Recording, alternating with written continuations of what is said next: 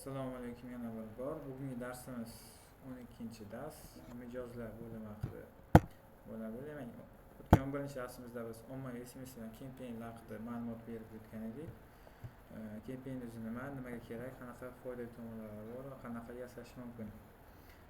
Endi 12-chi darsimiz mijozlar, ya'ni klientskiy baza haqida bo'ladi.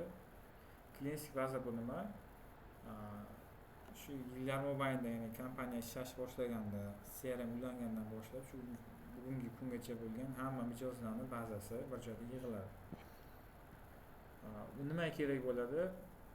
Demak, mijozlar bazasi bizga ularni saralagan holda ommaviy kampanyalar uyushtirish uchun va shu vaqtgacha qancha nechta buyurtma qilganini statistikasini ko'rish uchun kerak bo'ladi. Demak, bizda ko'rib turganingizdek mijozlar bazasi bor. Mijozlar bo'limida mijozlar ismi, nomi, bu yoqda rasmiy ham qo'ysa bo'ladi. Bu yoq manzili Qarshi, Qamashi, Nurota, Jomboy, Qorovulbozor, Chuqurduq, Buxoro, Mirzo-Ulug'bek. Va bergan buyurtmalari, nechta buyurtma bergan, qancha summaga bergan, bajarilgan amallar. Bu yoqda mijozni o'zgartirsa ham bo'ladi. Bu hamma mijozlarimiz, bu faol mijozlarimiz, doimiy bizlar bilan ishlaydigan, ya'ni har doim narsa sotadigan mijozlarimiz. Passiv mijozlar qachondir bir marta, ikki marta sotib olgan, shu bilan olmagan mijozlar bu yoqda ko'rsatilgan. Va bu yoqda import eksport bazasi ko'rsatilgan, ya'ni buni Excel ko'rishda import yoki eksport qilish mumkin, yoki eski boshqa CRM akkauntingizdan bu yoqqa import qilib olishingiz mumkin. Bu yoq orqali yangi mijoz qo'shish mumkin. Misol uchun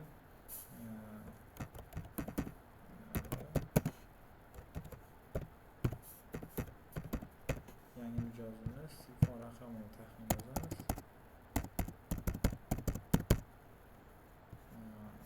Hududni ham tanlaymiz misol uchun.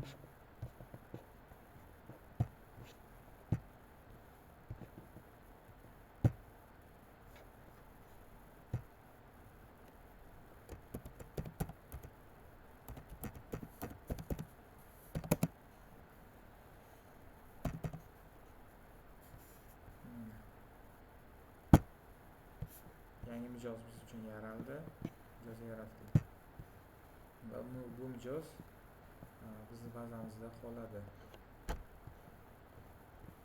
Yani bu yerda nima qilish mumkin? Undan tashqari sanalarga qarab, aydilarga qarab saralash mumkin. Manzili bo'yicha Yunusobod tumani hammasi bu yerda turibdi, yoki jinsi hamma erkaklar, ayollar yaratilgan sanasiga qarab saralashimiz mumkin